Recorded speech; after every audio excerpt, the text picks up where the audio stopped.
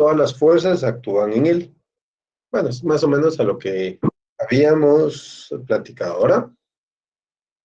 La forma del cuerpo, así como la ubicación exacta de los puntos de aplicación de las fuerzas, no serán tomados en cuenta. Se estudiará solo el movimiento del cuerpo como un todo, sino también el movimiento del cuerpo en torno a su centro de masa. Entonces aquí ya vamos a considerar no solo el cuerpo como una partícula, sino que lo vamos a ver ya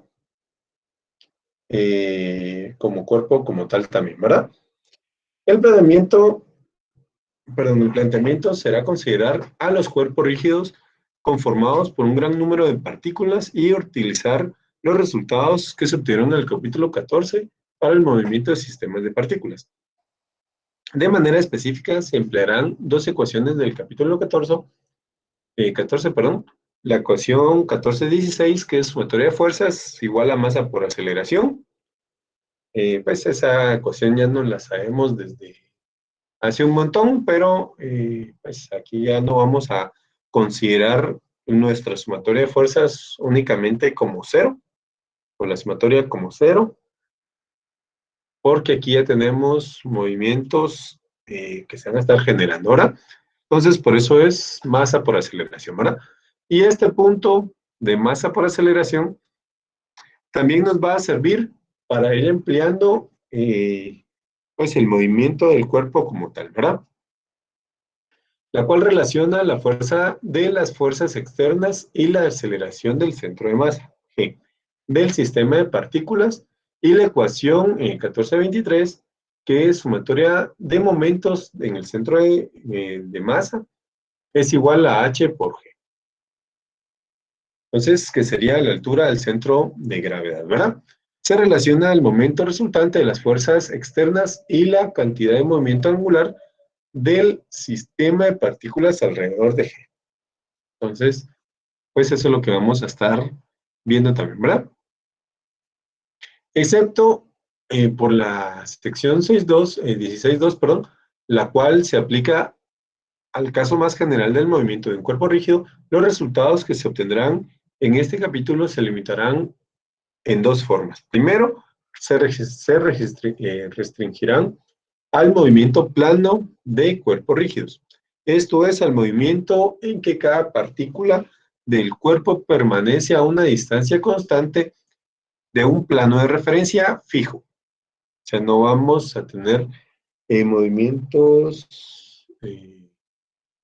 distintos, digamos, pues, o que las partículas se vayan a desordenar, sino que van a continuar con un mismo o con una misma distancia. Ahora, dos, los cuerpos rígidos considerados constarán únicamente de placas planas y de cuerpos que son simétricos con respecto al plano de referencia. Entonces, vamos a enfocarnos únicamente en este tipo de cuerpos rígidos, ¿verdad? Bueno, aquí nos dan un punto en F, dice, o en el signo dice, o más generalmente, cuerpos que tienen un eje de inercia centroidal principal perpendicular al plano de referencia. Entonces, que sería la forma más general para verlo, ¿verdad? ¿Dónde estaba? Ok, aquí. El estudio del movimiento plano de cuerpos tridimensionales no simétricos y, más en lo general, el movimiento de cuerpos rígidos en el espacio tridimensional se pospondrán para el capítulo 18. Pues eso lo vamos a ver más adelante, ¿verdad? En la sección 16.3 se definirá la cantidad de movimiento angular de un cuerpo rígido en movimiento plano y se mostrará que la razón de cambio de la cantidad de movimiento angular, H sub G, alrededor del centro de masa es igual al producto I por alfa del momento de inercia de masa centroidal I y la aceleración angular alfa del cuerpo. El principio de Lambert, que se presentará en la sección 16.4, se usa para demostrar que las fuerzas externas que actúan sobre un cuerpo rígido son equivalentes a un vector masa por aceleración fijo. en el centro de masa y a un par de momento I por alfa, que es prácticamente lo que estábamos platicando aquí arriba. Ahora, en la sección 16.5 se obtendrá el principio de transmisibilidad utilizando solo la ley del paralelogramo y las leyes de movimiento de Newton, lo cual permite quitar este principio de la lista de axiomas. En sección 1.2, referidos para el estudio de la estática y dinámica de cuerpos rígidos. En la sección 16.6 se presentarán las ecuaciones de diagramas de cuerpo libre que se utilizarán en la solución de todos los problemas que implican el movimiento plano de cuerpos rígidos.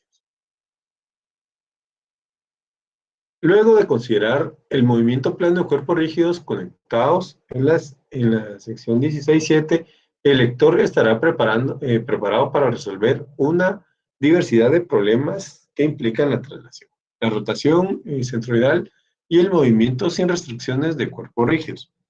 En la sección 16.8, en la parte restante del capítulo, se tratará la solución de problemas que implican rotación no centroidal, el movimiento de rodamiento y otros movimientos planos parcialmente restringidos a cuerpos rígidos. Ok, entonces eso es básicamente lo que vamos a estar trabajando ahorita en esta segunda unidad. Pues aquí estuvimos platicando sobre el capítulo 16 en general, ¿verdad? Ahora vamos a irnos más a detalle a lo que vamos a estar viendo, pues vamos a ir viendo qué significa todo eso que nos decían ahí arriba. Ahora, entonces tenemos la sección 16.2, dice ecuaciones de movimiento de un cuerpo rígido. Considera un cuerpo rígido sobre el que actúan varias fuerzas externas, que es F1, F2, F3, pues aquí nos lo dan en la figura 16.1, ¿verdad? O sea, tenemos un montón de fuerzas que están aplicando, y este de acá sería nuestro centro de masa o centro de gravedad, ¿verdad? Se puede suponer que el cuerpo está integrado de un gran número n de partículas de masa delta m, que sería I igual a 1, 2 hasta n, ¿verdad? Y aplicar los resultados obtenidos en el capítulo 14 para un sistema de partículas. Pues, pero aquí no lo vamos a trabajar así, ¿verdad? Que sería la figura 16.2. Bueno, está aquí. Entonces, considerando primero el movimiento del centro de partículas, perdón, el movimiento del centro de masa G del cuerpo con respecto al sistema de referencia newtoniano, que sería respecto a nuestro sistema de coordenadas, ¿verdad? Y se retoma la ecuación 14.6 que se escribe sumatoria de fuerzas igual a masa por aceleración, ¿verdad? Donde m es la masa del cuerpo y a la aceleración. Entonces, tenemos nuestro sistema inicial, donde se están aplicando un montón de fuerzas en distintos puntos de nuestro cuerpo. Este sistema de fuerzas, pues, lo transformamos y dejamos únicamente una fuerza, pues, hacemos la sumatoria de fuerzas, ¿verdad? Y ya nos queda que esa fuerza es R sub I, y delta M sub I, ¿verdad? O sea, eso sería para cada partícula en específico. Y cada partícula tiene su propio sistema de coordenadas, ¿verdad? Nos dicen, volviendo ahora al movimiento del cuerpo relativo al sistema de referencia centroidal, G, que es X', Y' y Z', se retoma la ecuación 1423 y se escribe, sería la sumatoria de momentos en G, es igual a H sub G, donde H sub G representa la razón de cambio de H sub G, o sea, H punto hora, que sería de todas las partículas, ¿verdad? La cantidad de movimiento angular alrededor de G del sistema de partículas que forma el cuerpo rígido en lo subsiguiente H sub G hará referencia simplemente a la cantidad de movimiento angular del cuerpo rígido en torno a su centro de masa, G, junto con las ecuaciones 16.1 y 16.2. Expresa el sistema de fuerzas externas, es equivalente al sistema consistente en el vector masa por aceleración fijo en G y al par de momento H superpunto G. Entonces, tenemos nuestro sistema de fuerzas que se están generando acá. Ese sistema de fuerzas lo vamos a trasladar o lo vamos a transformar en una sola fuerza, pero a la hora de trasladar todas las fuerzas, pues se va a generar una rotación en nuestro cuerpo, ¿verdad? Entonces, esa rotación, pues la hacemos con la sumatoria de momentos alrededor del punto G, y aquí nos va a dar este momento H punto G, ¿verdad? Entonces, de todas las fuerzas que se están aplicando al cuerpo, nos va a quedar pues el cuerpo obviamente va a ser el mismo, una fuerza que se está aplicando alrededor de el punto G, que sería de masa por aceleración, y un par de momento H punto G, ¿verdad? Entonces, esto va a ser luego de transformar todas las fuerzas que se están aplicando a nuestro sistema. Ahora, las ecuaciones 16.1 y 16.2, ok. Solo antes de estas dos ecuaciones, se recuerdan de ellas, pues esta aquí nos la conocemos bastante bien, y esta aquí pues es también bastante conocida, pero simplemente lo vamos a dejar en función no de cero, como se hacía en estática, ¿se recuerdan? Sino que aquí la vamos a dejar siempre en función de un par de momento. Ahora, que va a ser alrededor del punto G. Ok, las ecuaciones 16.1 y 16.2 se aplican al caso más general del movimiento de un cuerpo rígido. Sin embargo, en el resto de este capítulo, el análisis se limitará al movimiento plano de cuerpos rígidos. Esto es, a un movimiento en el que cada partícula permanece a una distancia constante de un plano de referencia fijo. Y se supondrá que los cuerpos rígidos estarán compuestos solo por las placas planas y los cuerpos que son simétricos con respecto al plano de referencia, lo que habíamos platicado antes, ¿verdad? Un estudio adicional del movimiento plano de cuerpos tridimensionales no simétricos y del movimiento de cuerpos rígidos se supondrá en el capítulo 18. Ok, que eso ya lo habíamos platicado. Ahora, entonces, pues está el cuate haciendo, ¿qué sería? Jet ski. Entonces, tiene la fuerza que se está aplicando a través de la cuerda, pues que él está sosteniendo, ¿verdad? Entonces, esta fuerza lo va alando y la tabla, pues, de jet ski y el agua le están generando una fuerza contraria, obviamente el viento también, que es la sumatoria de fuerzas total que va a tener el sistema, ¿verdad? O sea, para que él vaya conforme se va trasladando la lancha, tiene que ir corrigiendo la aplicación de todas las demás fuerzas para que pueda mantenerse pues sobre la superficie, ¿verdad? Entonces, que aquí nos lo dice, las fuerzas externas que actúan sobre el hombre, sería el esquí, incluye los pesos, la tensión, la cuerda del remolque y las fuerzas ejercidas por el agua y el aire, ¿verdad? Más o menos lo que habíamos platicado.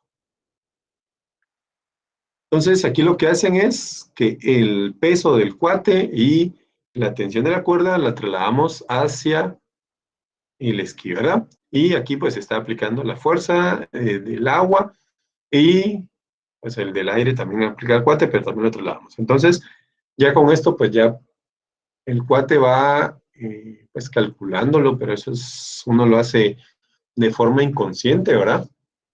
Para que no se caiga, ¿verdad? Ok.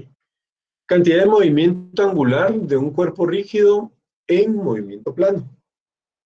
Considere una placa rígida en movimiento plano, suponiendo que la placa está integrada por un gran número n de partículas, P sub i, de masa delta m sub i, y retomando la ecuación 1424 de la sección 14.5, se advierte que la cantidad de movimiento angular h sub g de la placa alrededor de su centro de masa g, puede calcularse considerando los momentos alrededor de G y las cantidades de movimiento de las partículas de la placa en su movimiento con respecto al sistema de referencia o XY o GX'Y'. Entonces, podemos ocuparlo alrededor del sistema de referencias general o de la partícula como tal, ¿verdad? Entonces, si se elige este último, se escribe. Entonces, si lo hacemos alrededor de G, que lo que habíamos visto un poco antes, nos va a quedar que H sub G, recordemos que ese es el movimiento angular, va a ser igual a la sumatoria desde I igual a 1 hasta N de R sub I por, este sería un producto cruz, ¿verdad? B sub I prima, ¿verdad? Por delta M sub I. Entonces, estos de acá, R sub I, es el vector de la posición del punto que vamos a analizar y B' sub I es el vector de velocidad, ¿verdad? Que tiene ese punto específicamente. Y delta sub I, perdón, delta M sub I es la cantidad de masa que se está conteniendo en ese punto, ¿verdad? O que tiene el punto I. Entonces dice R sub I, V' sub I, delta M sub I denotan respectivamente el vector de la posición y la cantidad de movimiento lineal de la partícula P sub I, relativa al sistema de referencia centroidal G, X', Y'. Ahora, sin embargo, en vista de que la partícula pertenece a la placa, se tiene que V' sub I es igual a la velocidad angular por el vector posición, ¿verdad? Donde W es la velocidad angular de la placa en el instante considerado. Entonces, si sustituimos esto acá, entonces vamos a escribir que el, el par respecto a G, o el momento par respecto a G, va a ser igual a la sumatoria desde I igual a 1 hasta N de R' sub I por, o sí sería multiplicando producto cruz, y la multiplicación de producto cruz de la velocidad angular con el vector posición, ¿verdad? Y esto por el delta sub M, ¿verdad? Entonces, esto sería para cada una de las partículas en donde se está generando el movimiento, donde tenemos una fuerza aplicada, ¿verdad? Entonces, con referencia a la figura 16.4, se verifica con facilidad que la expresión que se obtuvo representa un vector de la misma dirección que W. Esto es perpendicular a la placa y de magnitud igual a W por la sumatoria de R' sub I al cuadrado por delta M sub I. Recordando que la sumatoria R' sub I al cuadrado por delta M sub I representa al momento de inercia I alrededor del eje centroidal perpendicular a la misma. Se concluye que la cantidad de movimiento angular H sub G en la placa en torno a su centro de masa es. Entonces tenemos que el movimiento angular o el momento de par alrededor del punto G o H sub G es igual al momento de inercia por la velocidad angular, ¿verdad? Al diferenciar ambos miembros de la ecuación se obtiene, entonces vamos a tener que el H punto sub G es igual a el momento de inercia por la velocidad angular y esto es igual a el momento de inercia por alfa. Entonces, en consecuencia, la razón de cambio de la cantidad de movimiento angular de la placa se representa mediante un vector de la misma dirección que alfa. Esto es perpendicular a la placa y de magnitud I mayúscula por alfa, ¿verdad? Entonces, esto de aquí va a ser nuestro par respecto al punto G, ¿verdad? Pero ya el par total, ¿verdad? Ya sumando todas las fuerzas o todos los pares de todas las partículas. Ok. Hay que tener presente que los resultados que se obtuvieron en esta sección se han derivado para una placa rígida en movimiento plano. Como se verá en el capítulo 18, siguen siendo válidos en el caso de movimiento plano de cuerpos rígidos que son simétricos con respecto al plano de referencia. Pues aquí nos dan generalmente, o más generalmente, cuerpos que tienen un eje de inercia centroidal principal perpendicular al plano de referencia. Sin embargo, no se aplican en el caso de cuerpos no simétricos o en el caso de movimiento tridimensional.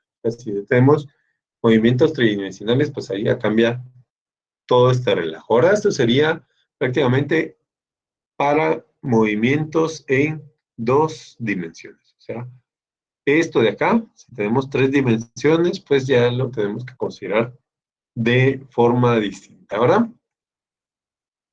Pues aquí vemos un disco duro, y pues este disco gira o rota, que tiene una velocidad angular, ¿verdad? Entonces, esto gira alrededor del centro. Entonces, pues aquí nos dicen que realizan rotación centroidal, ¿verdad? Ok. Luego tenemos la sección 16.4, dice movimiento plano de un cuerpo rígido y principio de Lambert. Considere una placa rígida de masa M que se mueve bajo la acción de varias fuerzas externas, F1, F2, F3, contenidas en el plano de la placa, que sería la figura 16.5. Entonces, pues tenemos nuestra figura 16.5 y tenemos varias fuerzas aplicadas. Entonces, pues las fuerzas se están aplicando a la placa o a nuestro cuerpo, pero no necesariamente en el centro de gravedad, ¿verdad? O el punto G, sino que se aplican en cualquier punto y en cualquier dirección. Simplemente, lo que sí tenemos que tener es de que van a ser siempre en el eje XY, ¿verdad? O sea, no vamos a tener desplazamientos en el eje Z. Ok, al sustituir H.G de la ecuación 16.5 en la ecuación 16.2 y escribir las ecuaciones de movimiento fundamentales en 16.1 y 16.2 en forma escalar se tiene, entonces sumatoria de fuerzas en X va a ser igual a la masa por la aceleración en X más la luego sería la sumatoria de fuerzas en Y es igual a masa por la aceleración en y la sumatoria de momentos en G, que es igual a el momento de inercia por la velocidad angular, ¿verdad? Bueno, la aceleración angular es en ese caso. Entonces, si nos damos cuenta, pues estas ecuaciones de acá son muy similares a las ecuaciones que ya hemos estado utilizando en estática, solo que aquí las estamos aplicando a dinámica, ¿verdad? O sea, aquí no las tenemos igualadas a cero, ¿verdad? Esa es la gran variación que vamos a tener. Ok, las ecuaciones 16.6 muestran que la aceleración del centro de masa G de la placa y su aceleración angular alfa se obtienen fácilmente una vez se han determinado la resultante de las fuerzas externas que actúan sobre la placa y su momento resultante alrededor de G. Al dar condiciones iniciales apropiadas, es posible obtener por integración en cualquier instante t las coordenadas x centroidal y y centroidal del centro de masa y la coordenada angular θ, de tal modo que el movimiento de la placa está completamente definido por la resultante y el momento resultante alrededor de G. De las fuerzas externas que actúan sobre ella. Entonces, con esas ecuaciones de acá, prácticamente podemos determinar el movimiento que vamos a tener en la placa a cualquier instante, ¿verdad? O sea, ya no se nos va a complicar o no vamos a tener complicaciones en determinar la posición, ¿verdad?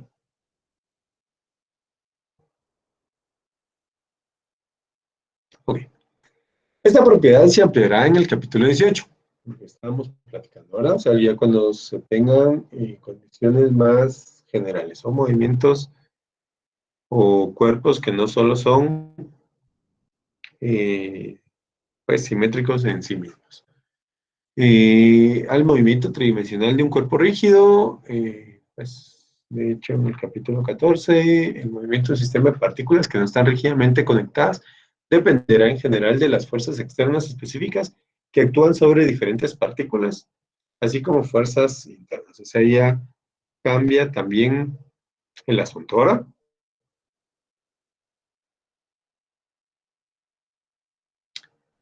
ok, puesto que el movimiento de un cuerpo rígido depende solo de la resultante del movimiento, perdón, solo de la resultante y el momento resultante de las fuerzas externas que actúan sobre él, se concluye que dos sistemas de fuerzas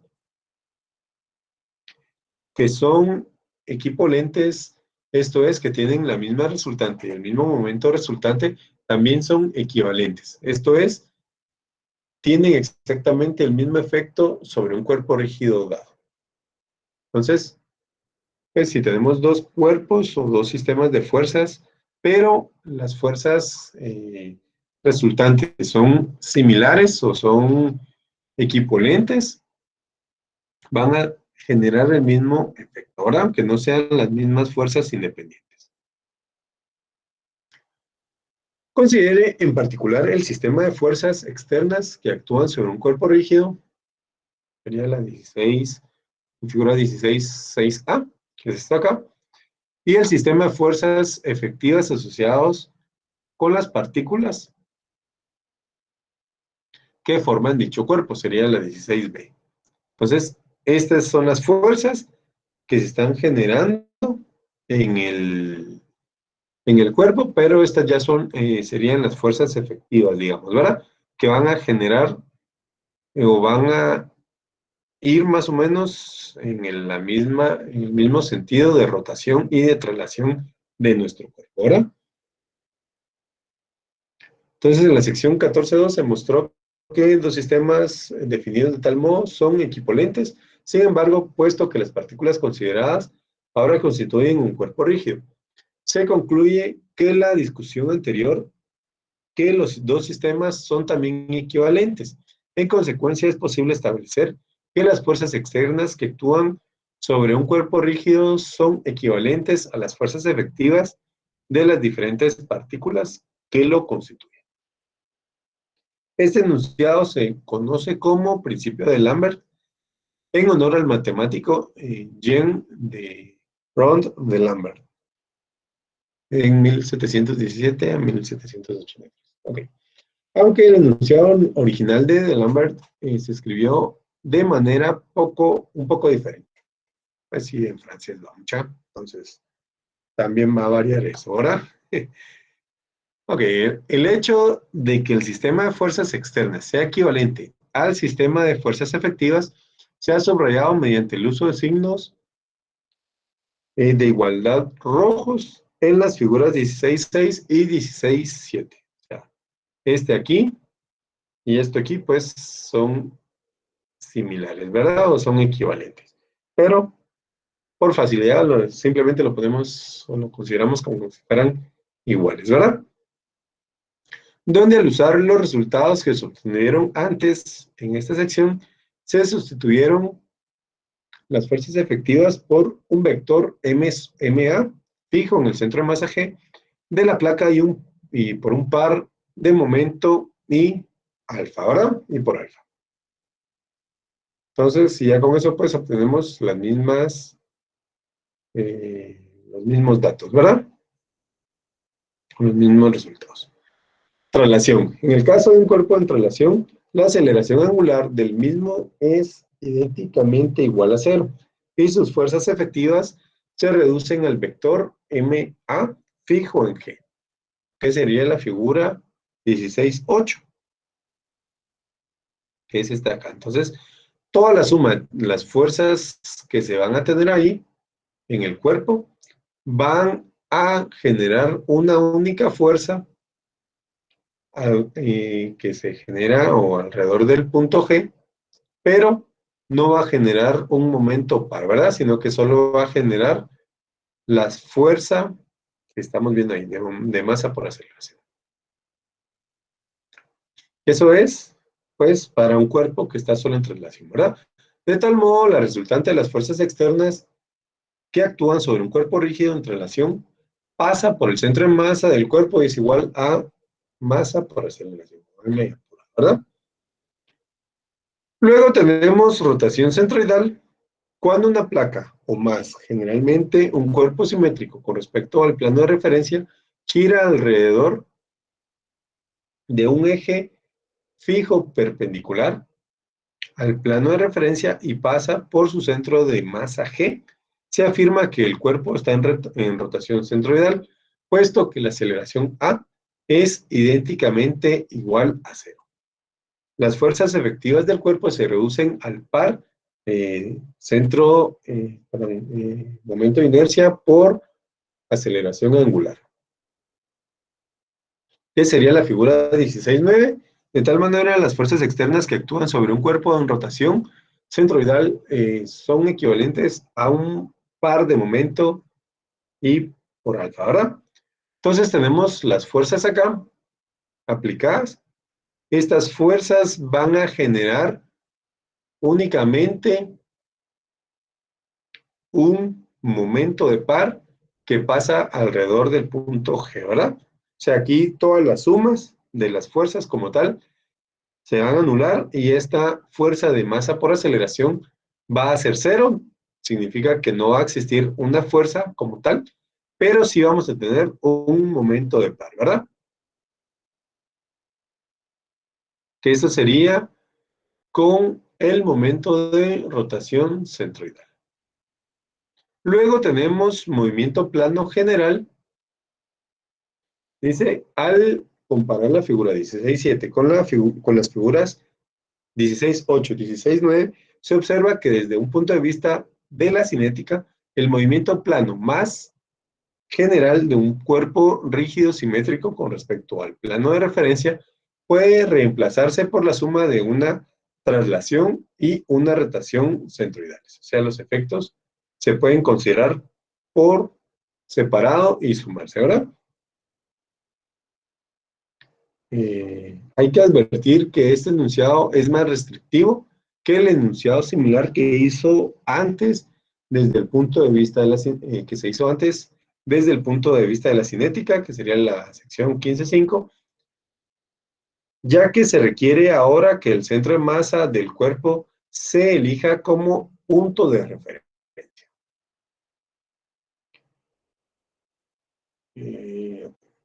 En las ecuaciones 16,6 se observa que las primeras dos ecuaciones son idénticas a las figuras del movimiento de una partícula de masa m, sujeta a las fuerzas dadas F1, F2 y F3.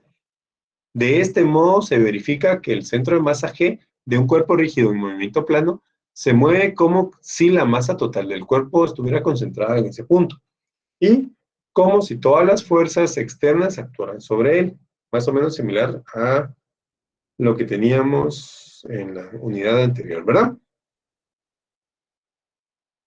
Recuérdese que este resultado ya se había dado en la sección 14.4, en el caso general de un sistema de partículas donde éstas no necesariamente estaban conectadas en forma rígida. Se señaló también, como se hizo en la sección 14.4, que el sistema de fuerzas externas no se reduce.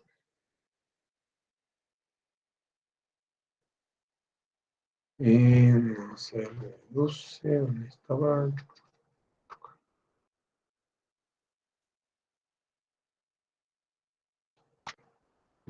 Así. En general, a un solo vector m por a fijo en G. Entonces, si tenemos partículas independientes, pues no podemos reducirlo como tal, ¿verdad? Por lo tanto, en el caso general del movimiento plano de un cuerpo rígido, la resultante de las fuerzas externas que actúan sobre el cuerpo no pasa por el centro de masa de este mismo. O sea, vamos a tener siempre una rotación, ¿verdad? Por último, debe observarse que la última de las ecuaciones 16.6 seguiría siendo válida si el cuerpo rígido, aunque sujeto a las mismas fuerzas aplicadas, se hubiera restringido a girar alrededor de un eje fijo, que pasara por G. De tal manera, un cuerpo rígido en movimiento plano gira alrededor de su centro de masa como si este punto estuviera fijo. Entonces, aquí sí vamos a ir teniendo pues ya nuestro sistema como completo, digamos, o sea, tenemos nuestro sistema de traslación y nuestro sistema de rotación, ¿verdad? Vemos que eh, nuestro cuerpo va a girar o va a rotar alrededor del punto G, independiente si este se está trasladando o no, ¿verdad? O sea, este movimiento de rotación centroidal se va a dar alrededor del punto G y pues la traslación también se va a dar o se va a generar como si el punto G fuera una partícula, pero no solo vamos a tener la fuerza, perdón, el movimiento en el sentido del, que sería de la masa por la aceleración, ¿verdad? En el sentido del vector fuerza, sino que ahí sí va a ir cambiando un poco por esta traslación que se va a ir teniendo acá, ¿verdad? Perdón, esta rotación. Ok. Luego tenemos observación acerca de los axiomas de la mecánica de cuerpos rígidos. El hecho de que dos sistemas equivalentes de fuerzas externas que actúan sobre un cuerpo rígido son también equivalentes, esto es, tienen el mismo efecto sobre el cuerpo rígido. Ya se había establecido en la sección 3.9. Sin embargo, en este caso se dedujo del principio de transmisibilidad, uno de los axiomas que se usan en nuestro estudio de la estática de cuerpos rígidos. O sea, esto era de estática. Ahora, hay que observar que este axioma no se ha utilizado en el capítulo presente debido a la segunda y tercera ley de Newton. Hacen su uso innecesario en el estudio de la dinámica del cuerpo rígido.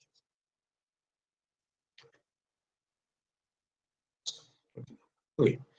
De hecho, el principio de transmisibilidad ahora se puede deducir de otros axiomas empleados en el estudio de la mecánica. Este principio establecía sin demostración en la sección 3.3 que las condiciones de equilibrio o movimiento de un cuerpo rígido permanecen inalteradas si una fuerza F que actúa en un punto dado del cuerpo rígido se sustituye por una fuerza F' de la misma magnitud y la misma dirección, pero actuando en un punto diferente. Siempre y cuando las dos fuerzas tengan la misma línea de acción. Sin embargo, ya que F y F' tienen el mismo momento alrededor de cualquier punto dado, es claro que forman dos sistemas equivalentes de fuerzas externas, de tal modo ahora se puede demostrar como resultado de lo que se estableció en la sección anterior, que F y F' tienen el mismo efecto sobre el cuerpo rígido. En consecuencia, el principio de transmisibilidad puede eliminarse de la lista de axiomas que se requieren para el estudio de la mecánica de cuerpos rígidos.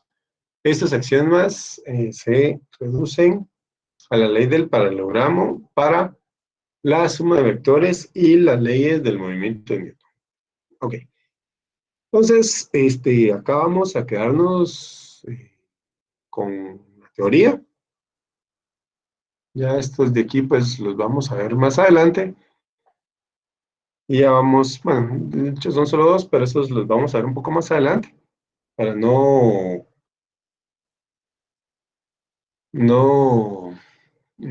tupirnos demasiado con la teoría, ¿va mucha?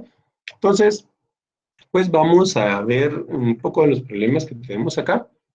Vamos a platicar, si quieren, de este problema resuelto, solo para entrar en tema de lo que acabamos de ver. Entonces tenemos cuando la velocidad hacia adelante de la camioneta se muestra, perdón, que se muestra era de 30 pies por segundo, se aplicaron repentinamente los frenos, lo que provocó que las cuatro ruedas dejaran de girar. Se pudo observar que la camioneta patinó 20 pies antes de detener. Determine la magnitud de la reacción normal y de la fuerza de fricción en cada rueda cuando la camioneta patinó. Entonces, tenemos nuestro cuerpo rígido, pues el punto G, aquí ya no lo están dando, está a 4 pies desde el nivel del suelo, y de la rueda a 5 pies, y de la B a 7 pies. Entonces, nos dicen que esta camioneta iba a 30 pies por segundo, luego aplicaron los frenos, se bloquearon las llantas y empezó a patinar la camioneta, ¿verdad? O sea, obviamente los neumáticos pues empezaron a chillar ahí porque se quedaron sin poder girar, ¿verdad? Entonces dice que la camioneta avanzó todavía 20 pies antes de detenerse por completo. Ahora, entonces, ¿qué vamos a tener? Pues en cinemática de movimiento dice, eligiendo el sentido positivo hacia la derecha y utilizando las ecuaciones del movimiento uniformemente acelerado, se describe. Entonces, si nos acordamos de nuestros movimientos que ya vimos, entonces tenemos que la velocidad inicial de la camioneta es 30 pies por segundo, positivos, ¿verdad? Y sabemos que la velocidad final al cuadrado es igual a la velocidad inicial al cuadrado más 2 veces la aceleración por X, ¿verdad? O por el desplazamiento.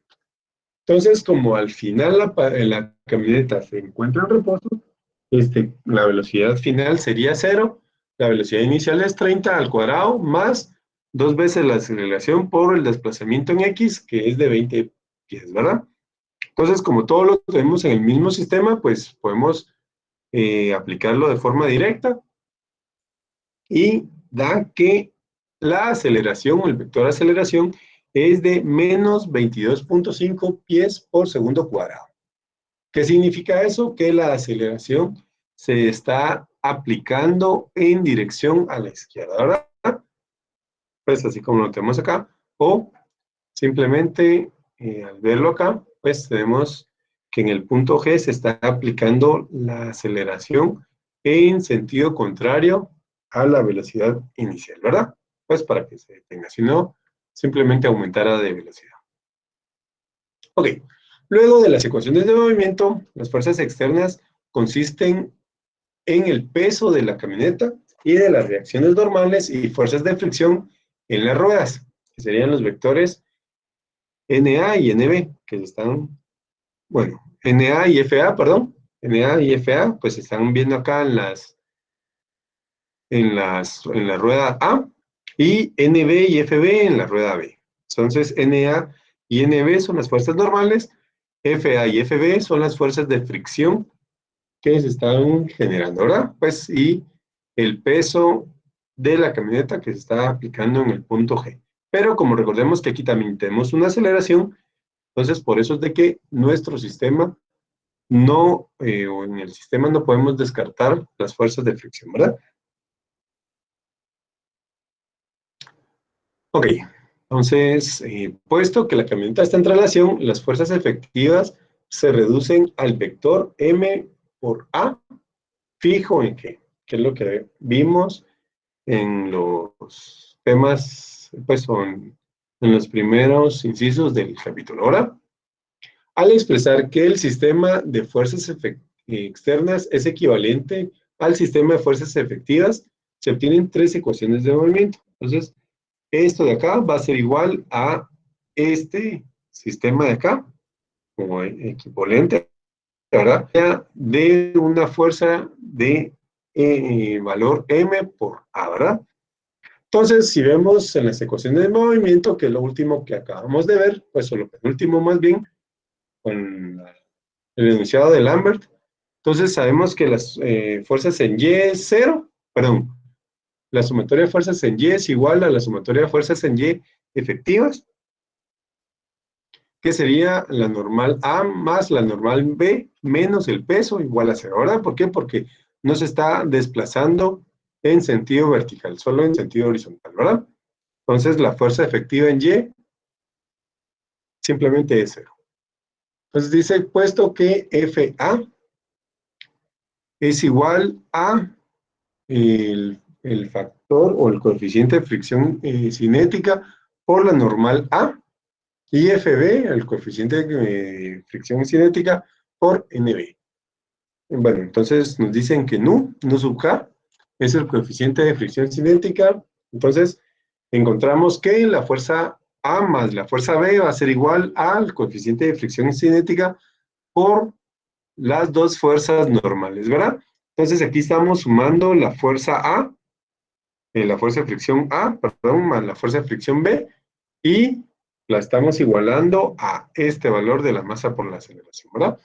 Entonces, hacemos estos dos de acá y al final pues nos va a quedar que el coeficiente de fricción cinética por el peso, que es esto acá, y la suma de las dos fuerzas que van en sentido negativo, pues por eso le ponen este valor, es igual a esta fuerza que tenemos acá, que es de menos la masa por la aceleración. Si sustituimos esta suma de las dos fuerzas con este valor de acá, pues vamos a tener esto, y esto va a ser igual al negativo también del peso partido la gravedad por la aceleración. Recordemos que esta aceleración de 22.5 sería la que calculamos antes,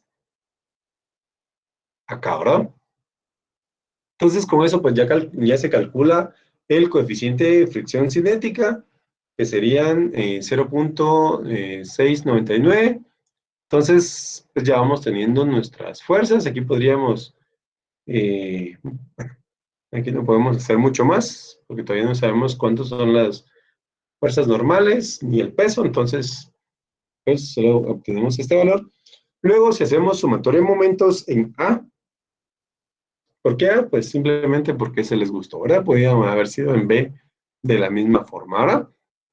Entonces, la sumatoria de momentos en A efectivos, pues la sumatoria de momentos va a ser igual a la sumatoria de momentos en A efectivos, o de las fuerzas efectivas, que serían estas de acá, va a ser igual, pues esto sería el negativo del peso por los 5 pies, más la fuerza normal B, por la distancia entre las llantas, y esto es igual a más aceleración, que sería el vector de efectivo, de fuerzas efectivas, por la distancia, ¿verdad?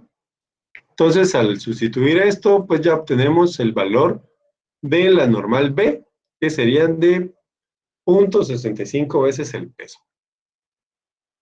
Entonces, ya teniendo la fuerza, perdón, la normal B, podemos calcular la fuerza de fricción B, por el coeficiente que habíamos calculado antes, y nos da que es la fuerza de fricción de 0.454 veces el peso, ¿verdad?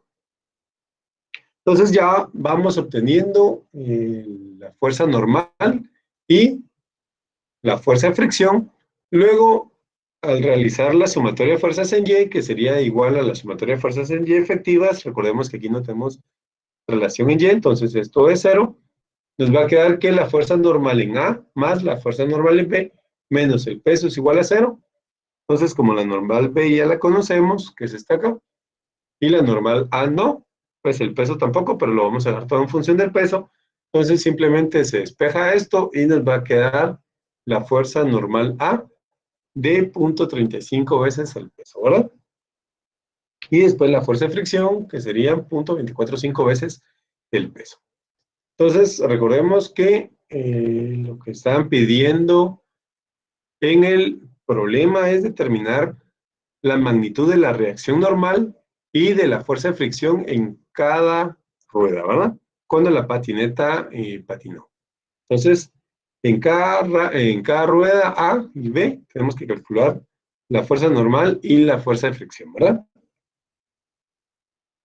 Entonces, ya con esto, pues terminamos de calcular la fuerza de fricción en A, las fuerzas que se están aplicando, tanto la normal como la de fricción, Entonces ya podemos saber las reacciones de las fuerzas. Entonces hay que recordar que los valores calculados representan la suma de las reacciones de las dos ruedas frontales o de las dos ruedas traseras, por lo que se obtiene la magnitud de las reacciones en cada rueda al escribir. Entonces, para la rueda normal, pues teníamos que es la normal en B. La normal en B lo calculamos como 0.65 veces el peso, pero como hay dos fuerzas o dos llantas aquí en el punto B, entonces eso lo tenemos que dividir en dos, ¿verdad? Entonces va a ser un medio de la normal en B que va a dar los 0.325 veces el peso. Ahora, luego con la fuerza de fricción, pues ya hace lo mismo para tenerlo en cada llanta o en cada rueda. Va a ser la mitad de la fuerza de fricción. La fuerza de fricción era 0.454 y al dividirlo, pues nos quedan 0.227 veces el peso. Ahora, y haciendo lo mismo para las fuerzas traseras, un medio de la normal A es 0.35 veces el peso y la mitad sería 0.175 veces el peso. Ahora, luego la fuerza de fricción trasera sería un medio de la fricción A y la fricción A era 0.245, pues simplemente la mitad, ¿verdad? 0.12, dos veces el peso. Entonces, pues si nos damos cuenta acá, si analizamos nuestro problema simplemente por estática, pues vamos a tener que el peso y las dos fuerzas normales, ¿verdad? ¿Por qué? Porque la fricción aquí, pues al no tener fuerzas horizontales se volvería cero y solo nos quedaría esto de acá. Entonces, al sacar la relación entre estos dos, ya calcularíamos cuánto vale cada una de las normales. Pero, como en este caso está desacelerando la camioneta y se está generando una fuerza efectiva en el eje X, que sería de M por A, ¿verdad? Entonces, esta fuerza en X, pues, ya viene y nos va a generar una fuerza de fricción en las llantas, ¿verdad? Entonces, esto va a hacer que cambie todo nuestro sistema. ¿Por qué? Porque si quisiéramos, pues, tenerlo todo junto, digamos, esto aquí lo tendríamos que poner acá y ponerle que en el punto G, aparte del peso, se está aplicando la fuerza hacia la izquierda de M por A, ¿verdad? Y con eso pues ya, bueno, de hecho esta fuerza al pasarla al otro lado pasaría hacia el frente. Pues si lo quisiéramos hacer así, por eso es de que siempre se pone que es igual a las fuerzas efectivas para que esta fuerza sea según la dirección que calculamos antes de la aceleración y no tener que hacer relajo con estar cambiando de direcciones, ¿verdad? Entonces, pues, pero así sería. Entonces, si nos damos cuenta, las llantas traseras están cargando más peso, 0.325 veces el peso, contra 0.175 veces, o sea, casi es el doble del peso de la normal, a pesar de que las llantas frontales están mucho más retiradas del centro de gravedad, ¿verdad? O sea, si estuviera en estática, esta fuerza de la normal en A fuera más grande que la fuerza normal en B, ¿verdad? Pero como no estamos en estática, sino que la camioneta va desacelerando, se invierte esta, pues, la distribución de cargas y la fuerza frontal es mucho más grande que la fuerza trasera. Ahora, igual que las fuerzas de fricción, pues se vuelven mucho más grandes en las llantas frontales que en las llantas traseras, ¿verdad? Ok. ¿Dudas con esto que platicamos acá, mucha?